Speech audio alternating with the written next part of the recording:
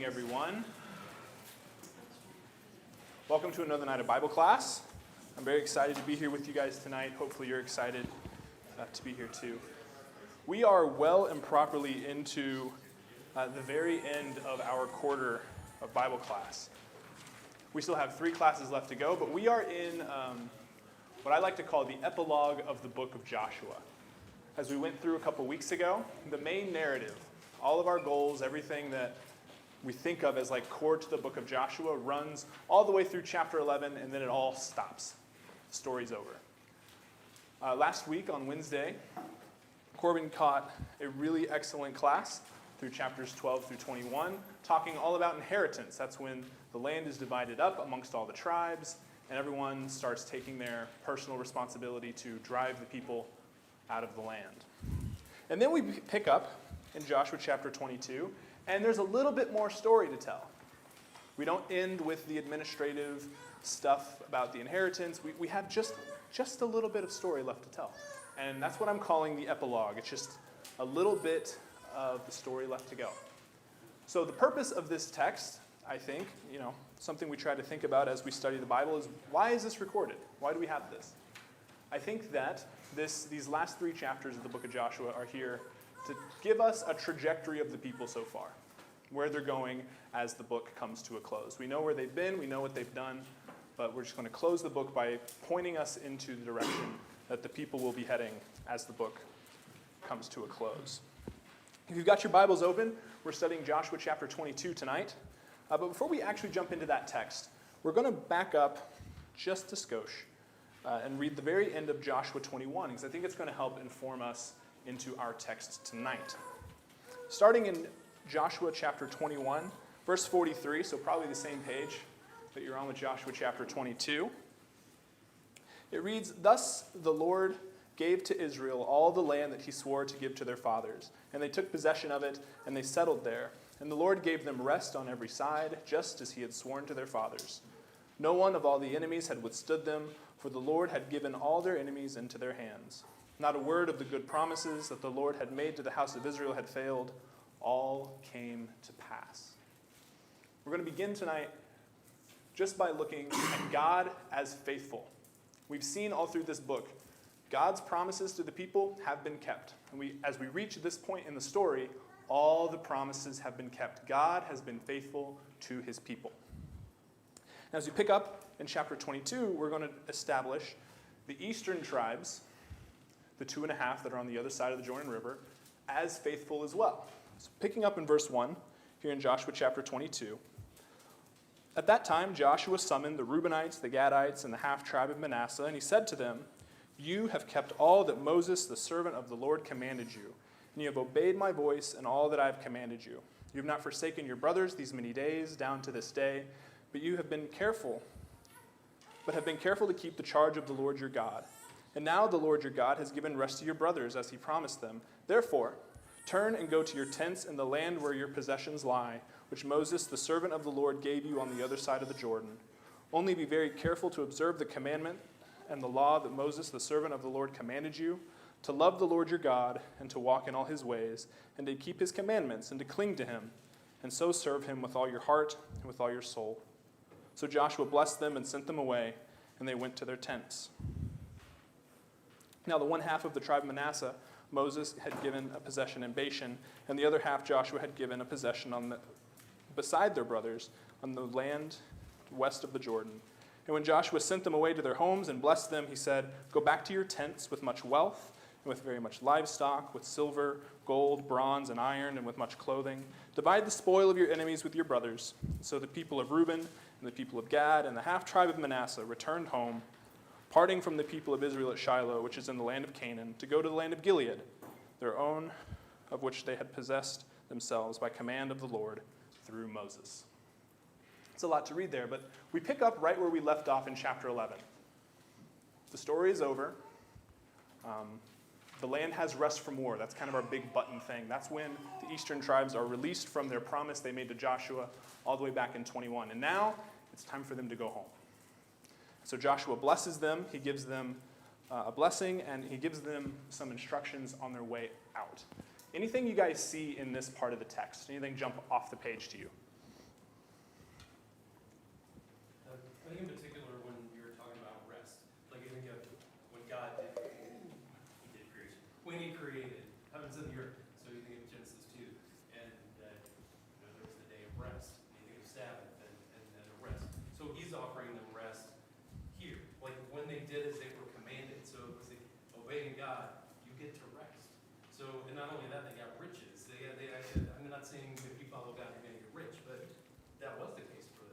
So there are many things and many blessings that they got. And in addition to that, one of them is rest. If it's something God gives to himself for a day, I think that's considerable. And then there's, I guess, a comparison of Matthew 11.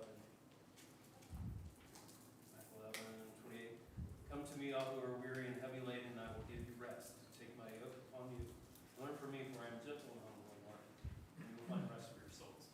So to me, that's like Genesis, well, not Revelation, but Genesis to Jesus anyway.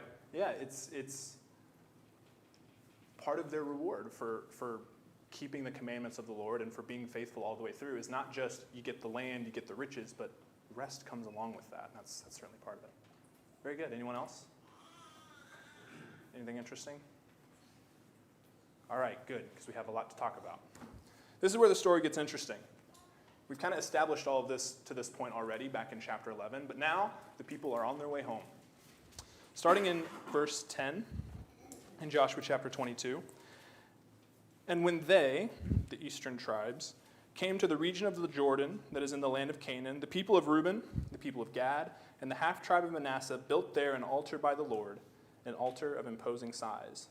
And the people of Israel heard it and said, Behold, the people of Reuben and the people of Gad and the half-tribe of Manasseh have built the altar at the frontier of the land of Canaan, in the region about the Jordan that is on the side that belongs to the people of Israel. And when the people of Israel heard it, the whole assembly of the people gathered together at Shiloh to make war against them. Okay. This is where the story gets interesting. So, what do you think? Before we jump any further into this story and really get into the meat of it, why is this such a big deal?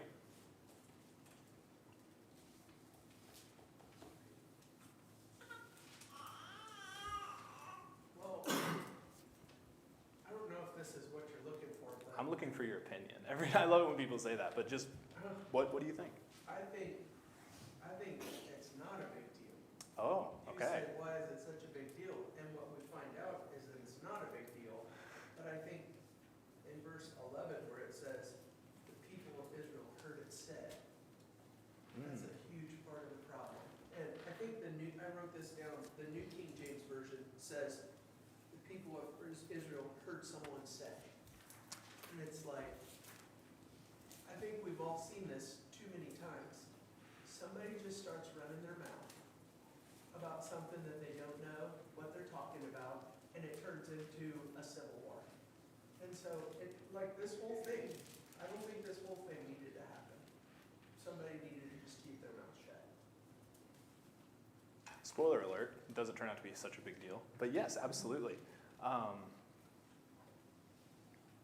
This whole thing didn't need to happen, is a really excellent point. Do you think that, based on the news that they received, that the reaction was just? If you want to pause on that, I know that... Well, I think there could have been a better thing, like how about we go ask them first before we call our army together to go fight against our brother? That's fair. Seems like a level-headed response. Jay, do you have something? Well, I think what's interesting about it is that they actually knew the law. Think of the times when they wouldn't have even known better than to build all kinds of altars, as we'll see them doing, especially in Israel, doing things they shouldn't have done. So at least from the very beginning, like, wait, what are you doing? Even though they jumped to conclusions, and that gets straightened out later. Sure. But interestingly, at least they knew to be upset about it. It was something, if it were wrong. Yeah. Jessica. If you take it from, I don't know the rest of the story, and we're in this moment of, we just got finished talking about the rest. Yeah. These people don't want to have to do all of it over again and be like, God, really, we didn't mean it. Please don't bring this back on us. So in that way, you can kind of put yourself in their shoes. Now, I'm not saying call the army, but at the same time, I can see the worry that they might have in the situation to not want to have to fight again. Oh yeah, it's been 7 years since they started this conquest. They've been at this constantly as fighting battles, going to war, driving people out. Like, this has been a long time. This is longer than Sarah and I have lived in St. Louis. They've been doing this thing. And finally, rest. And it's like, And now my brother's over there causing a problem. And you can almost feel this like, ugh, why is this happening now? But nonetheless, Melissa. If it were true, they were justified in it. They were told in Deuteronomy, here's how to handle the situation if it happens. They just needed to make sure it was true before. Yes. Yeah, absolutely. If this is true, then the response seems well measured. The thing that God might want from them to do. Anything else before we jump into their response? Okay, very good. I love that it's called an altar of imposing size. I think that is just a fun little detail. It's not just an altar, but they're like, it's a big old altar. It's something that just adds to the concern just a little bit as you read this, that it's something big and imposing in its own way. Where it breaks out. Excellent. Confrontation. Let's start reading in verse 13 in Joshua chapter 22. Then the people of Israel sent to the people of Reuben and the people of Gad and the half-tribe of Manasseh in the land of Gilead, Phinehas the son of Eleazar the priest, and with him 10 chiefs, one from each of the tribal families of Israel, every one of them the head of a family among the clans of Israel. And they came to the people of Reuben, the people of Gad, and the half-tribe Manasseh in the land of Gilead, and they said to them, Thus says the whole congregation of the Lord, What is this breach of faith that you have committed against the God of Israel, in turning away this day from following the Lord by building yourselves an altar this day in rebellion against the Lord? Have we not had enough of the sin at Peor, from which even yet we have not cleansed ourselves, and for which there came a plague upon the congregation of the Lord, that you too must turn away this day from following the Lord? And if you too rebel against the Lord today, then tomorrow he will be angry with the whole congregation of Israel. But now, if the land of your possession is unclean, pass over into the Lord's land where the Lord's tabernacle stands, and take for yourselves a possession among us. Only do not rebel against the Lord, or make us rebels by building for yourselves an altar, other than the altar that the Lord our God. Did not Achan the son of Zerach break faith in the manner of devoted things, and wrath fell upon all the congregation of Israel, and he did not perish alone for his iniquity? Okay. What do you guys see in the Western tribes' response? What stands out to you? We've seen the controversy. We've seen the thing that gets everyone all riled up. Now they've done something about it. What do you see in their response? If I were to defend their response, I would say they've taken seriously some of the examples and lessons that they learned in their conquest of the Western lands, and they don't want to see that sin brought back against them. Yeah, they bring evidence, don't they? They bring up, that's on my list right here, they bring up two different examples of things that have happened similarly. There's Peor, which that's Numbers chapter 25, if you'll recall. That's Balaam. King Balak is trying to get prophet Balaam to curse the people of Israel, and he won't do it because God won't allow him to. And so Balaam tells the king, hey, get them to intermarry with you, and they'll start worshiping the Baals. The people do that. God sends a plague. And funny enough, Phinehas was here. This is the story of Phinehas stabbing the folks with the spear. And you can almost imagine Phinehas standing there talking to the other tribes, spear in hand, kind of like, don't make me do this again. That's from their past. This is the time of Moses, but also Achan. This is something we've studied in this class as well. What was our big takeaway from the story of Achan? They bring it up here in their example, but what's the lesson there? The sin of one, but the whole congregation had to pay the price. Absolutely. And that's justifying their response. If it was just like, okay, well, they're going to build their altar, God's going to strike them down, it's not my problem. Not my monkeys, not my circus. They say, this is a problem for all of us because we're together. If God punishes them, he's punishing all of us. What else? One of the things that's really great, like where Ryan was talking about the rumors or whatever was going on. So it says with Phinehas that the son of Eleazar the priest, and with him 10 chiefs, one from each tribe of the family. So they approach them and go to them with their group and ask, Yes. okay, what happened here? They didn't immediately declare war, so thankfully they went and said, okay, here's why we don't want you to do this, but before they do anything, they give them a chance to respond. that's very good. I'm really glad we brought that up. They take the time to not shoot first and ask questions later. As much as everyone's riled up and ready to wage war against their brothers, they don't march the army out there. They send Phineas and 10 elders, they send a delegation to say, let's figure this out before we kill one another.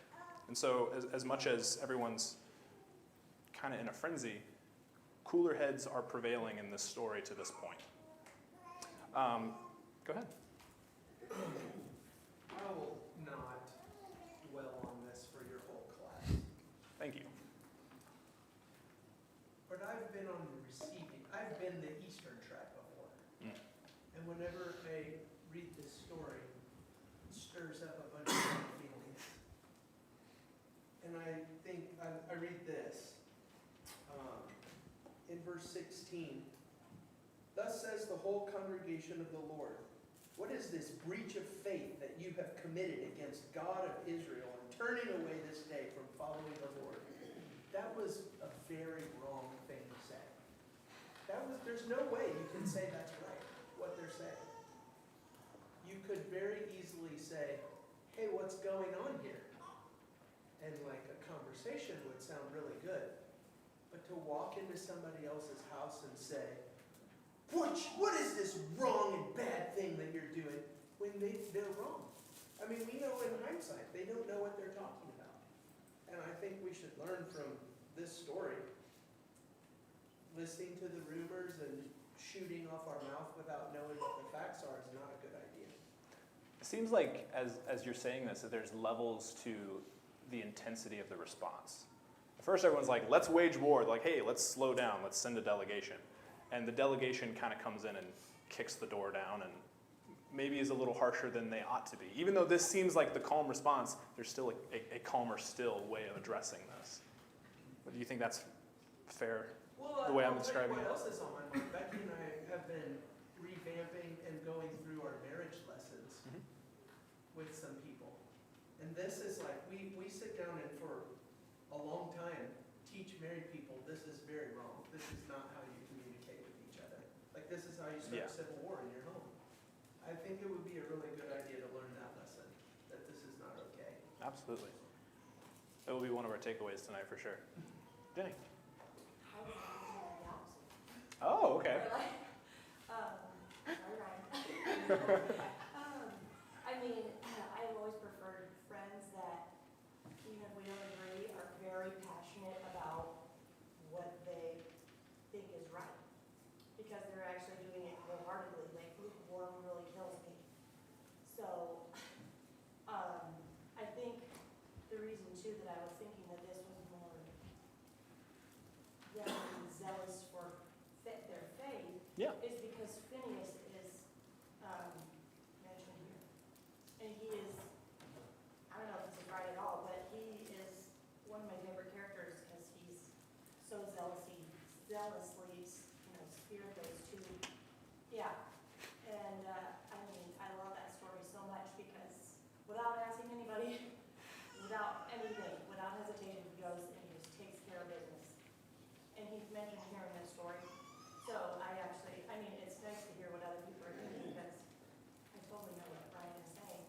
And that you would do differently, but I also just think that, I've tried to tell myself if somebody ever comes to me and they just think something is, and I've had people do that before, and I still look up to those people, even though it felt like they were trying to tell me something really strongly that felt like they could do it a little more lovingly, but I actually really appreciated it because they still said it to me and they were really passionate thinking that what they were doing was right, but that's just my opinion. Yeah, so I think to marry these two ideas, I think that the zeal is going to be one of our big takeaways with this side of the confrontation. I think that you're absolutely hitting on the right thing.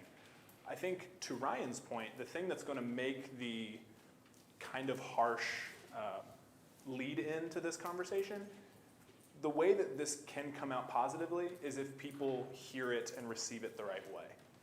If the Eastern tribes, which we will get to, kind of respond with similar venom, then yeah, this is going to create a civil war. It's all going to blow up and get really bad. So I think we kind of, two things can be true simultaneously, which fun fact is kind of how this story plays out.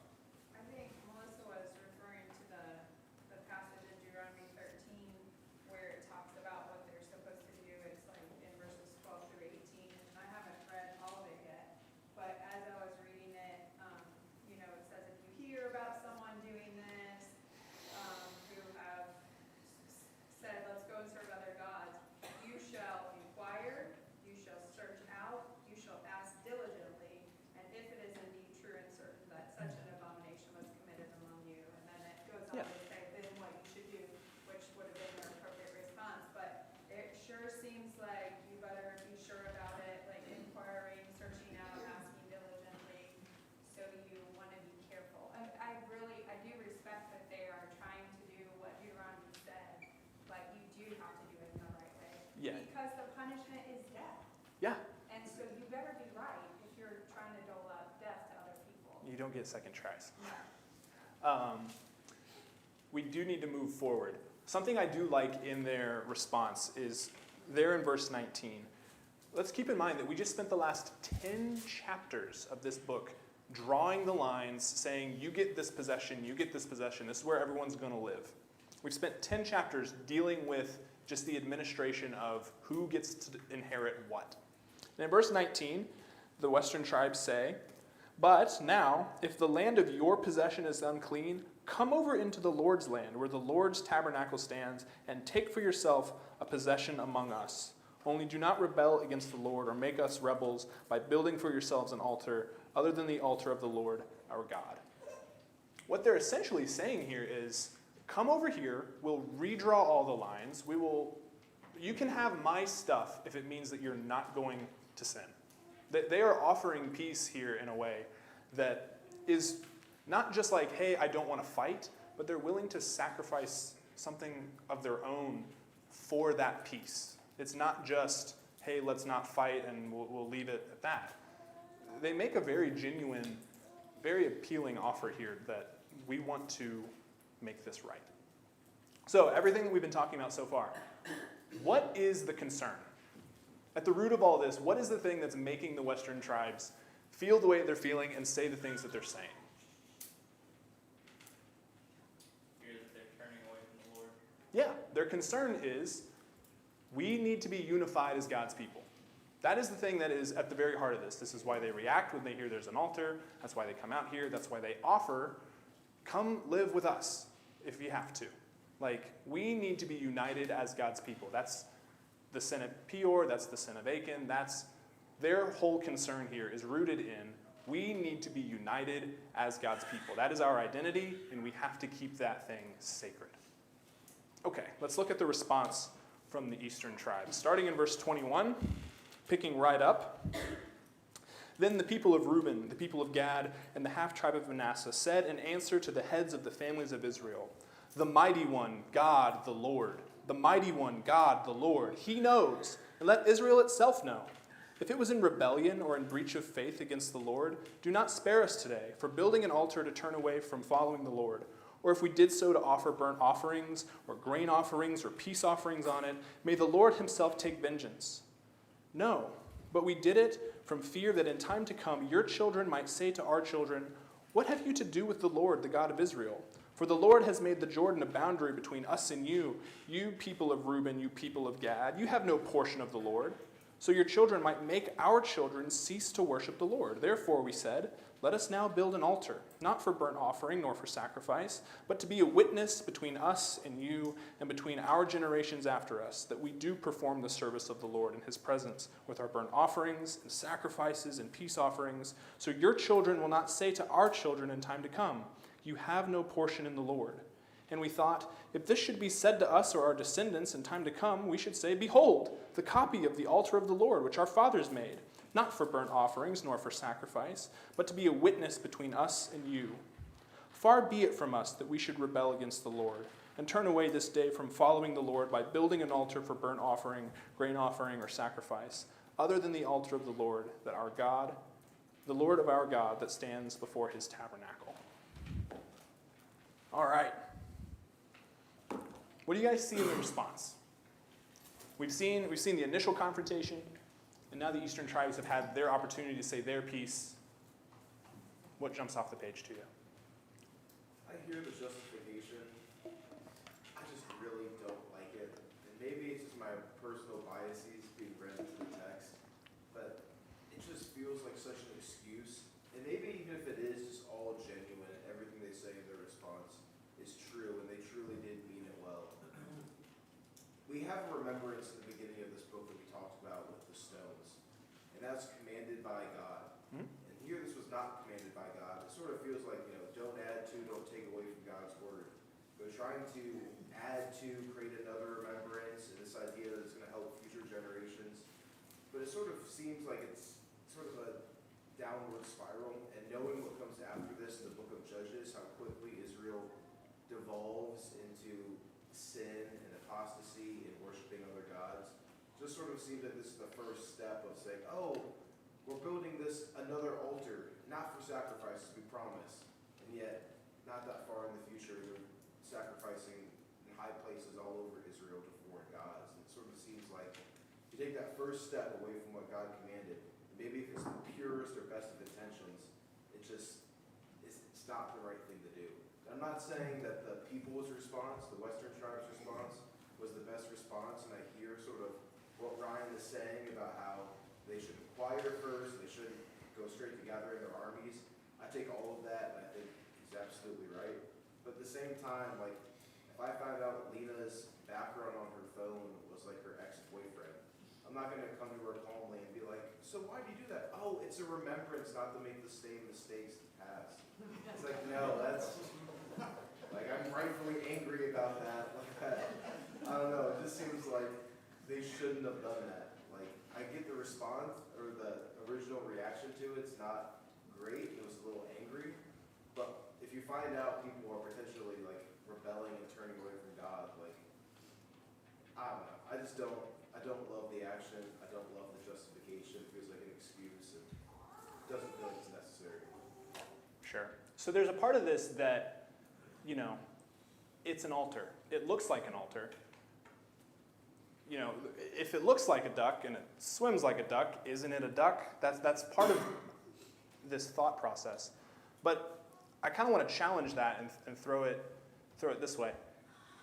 The 12 stones that they put up in Joshua chapter 4, those remembrance stones, if someday the children of Israel started offering sacrifices on those, whose fault would that be?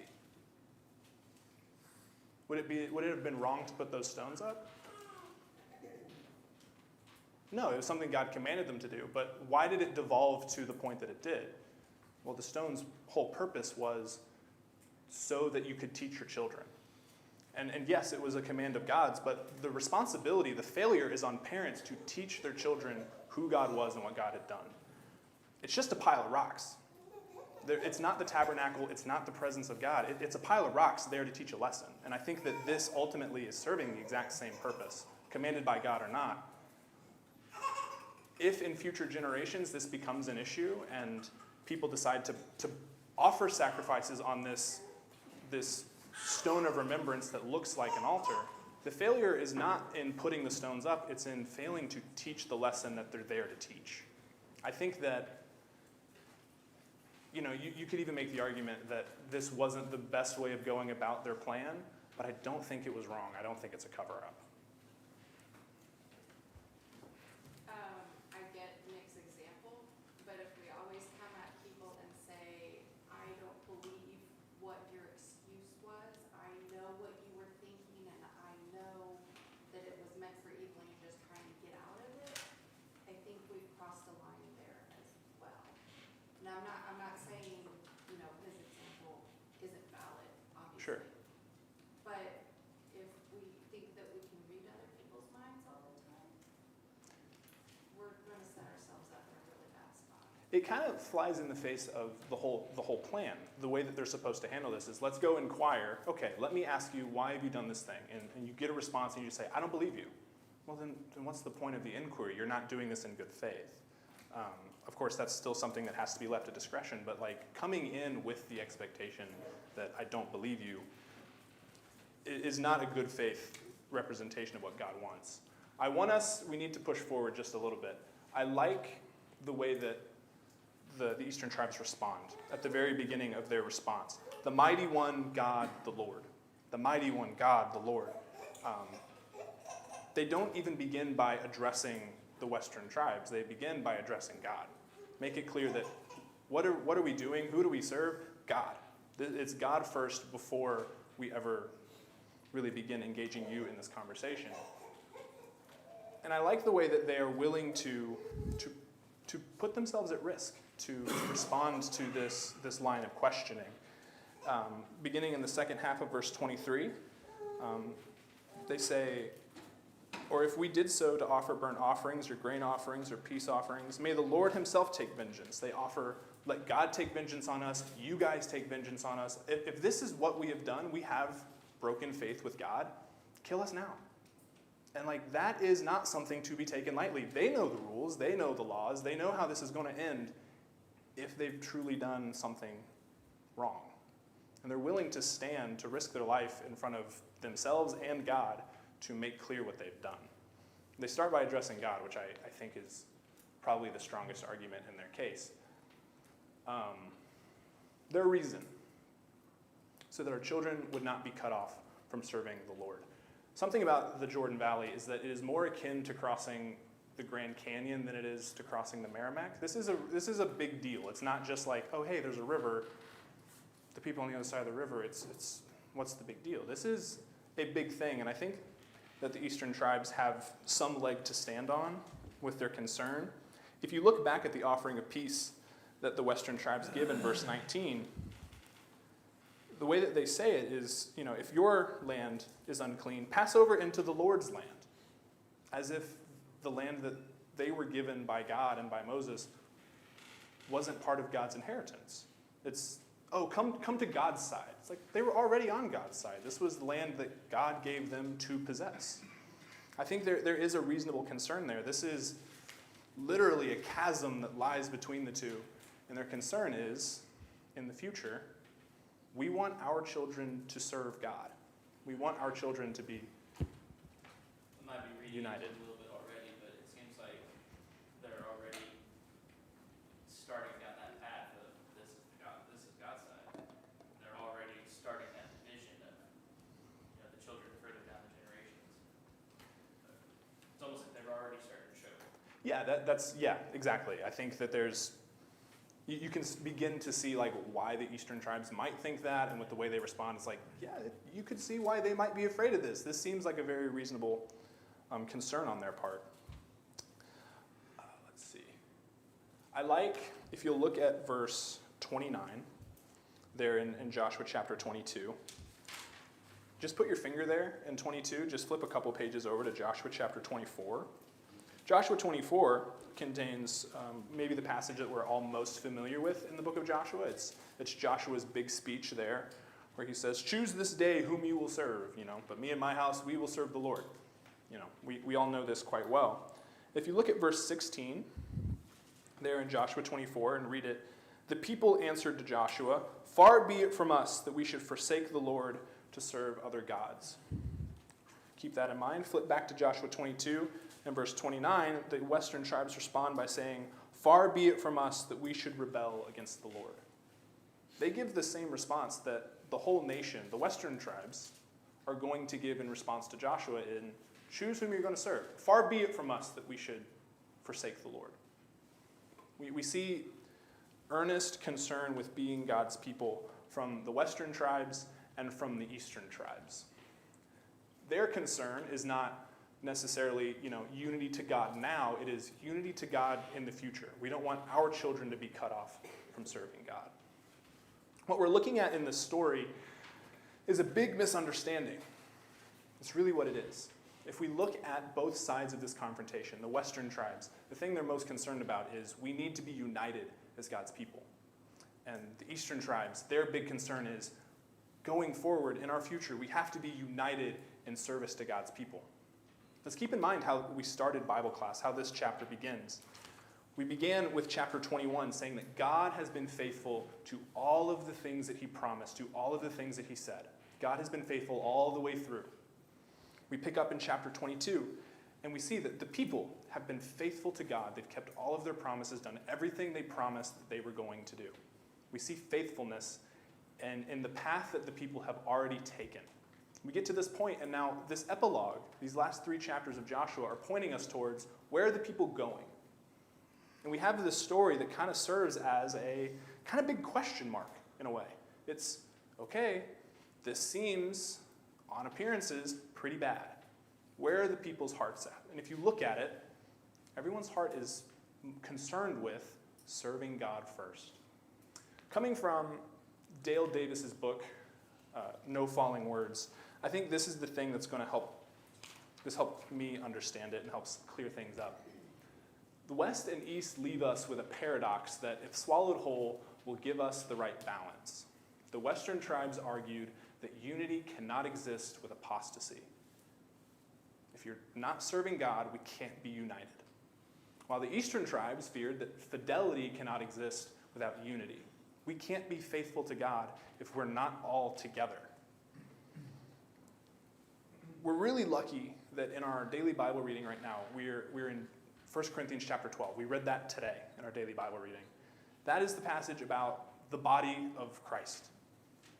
And if we as a church are a body, then the nation of Israel serves in the same purpose. They're saying that we can't be cutting each other off. If we're not united, working together, we can't be serving God. And what's been the whole theme of this book? All the way through, what's been our goal? What's been our theme? Serving God. Keep the promises that you've made to God. God will keep the promises he's made to you. This has been our theme all the way through. So, the verdict. Let's pick up in verse 30, because we need to get to the end of this story. We need to see how this all pans out. The eastern tribes have given their answer to the confrontation of the west. Picking up in verse 30, when Phinehas the priest and the chiefs of the congregation, the head of the families of Israel who were with him, heard the words that the people of Reuben and the people of Gad and the people of Manasseh spoke, it was good in their eyes.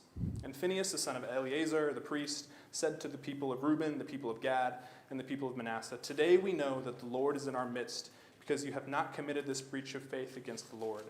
Now you have delivered the people of Israel from the hand of the Lord. Then Phinehas, the son of Eleazar, the priest, said to the chiefs, returned from the people of Reuben, the people of Gad, in the land of Gilead to the land of Canaan, to the people of Israel, and brought back word to them. And the report was good in the eyes of the people of Israel.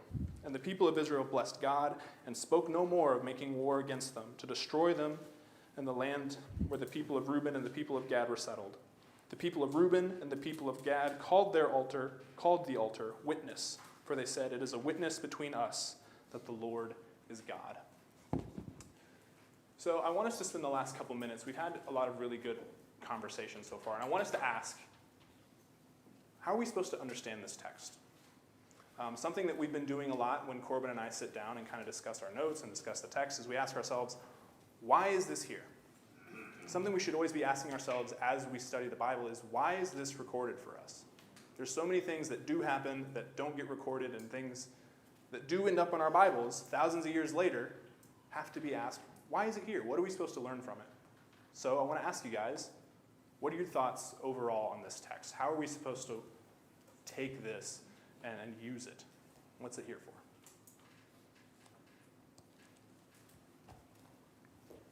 Biggest takeaway I take from it is communication, or breakdown of communication is key. Whether you're on the western side or the eastern side, both were striving for unity. However, the eastern two tribes and a half, it seems as if they made this decision on their own without consulting with or letting know the other family, part of the family. And maybe they had the best of intentions, and then to Ryan's point, the western side, maybe they had a bad response to all of this, but a lot of it could have been prevented had this been talked about to the whole family prior to the erecting of this big altar. And so, for myself, an example, when I was a manager of the sales department in Nebraska, I was a part of a management team, and I made a decision on my own because it was the right decision to make for my team, but it was not the right decision to make for the whole team, all of the other departments.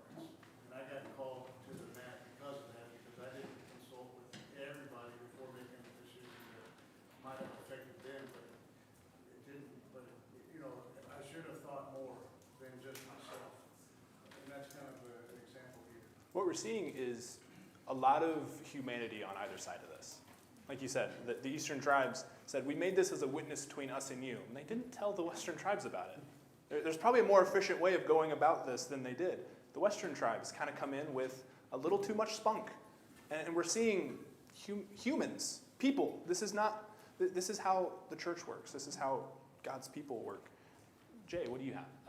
It reminds me of the Gibeonites when Joshua did Yeah. go ask God, hey, is this a good idea to build an altar? And but then relating to what Mark's saying too, hey, we can talk about this Yeah. first and send a messenger over. Yeah, you before you left, you could say, hey, we'd like to do this thing.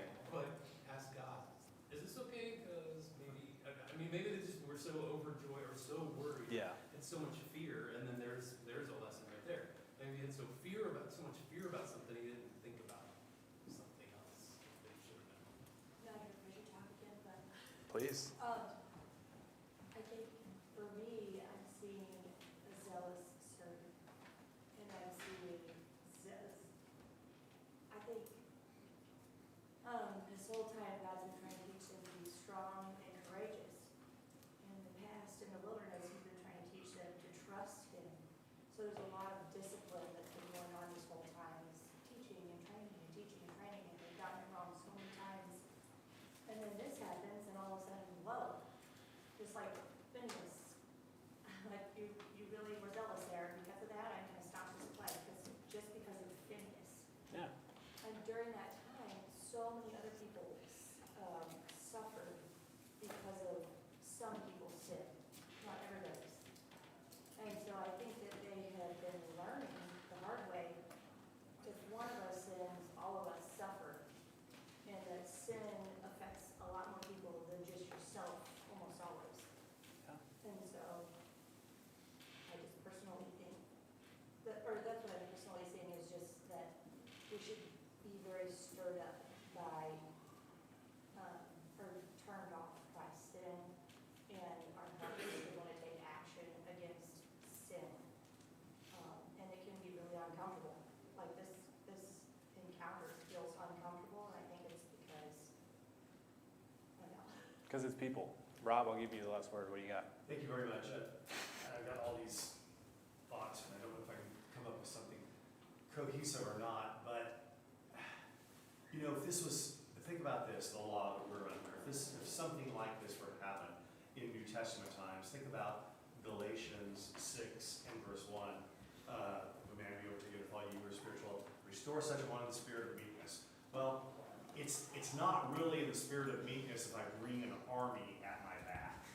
Okay, so at least the law that I'm under, I don't have this ambiguity about how I'm supposed to approach a brother who I feel like might be sinning.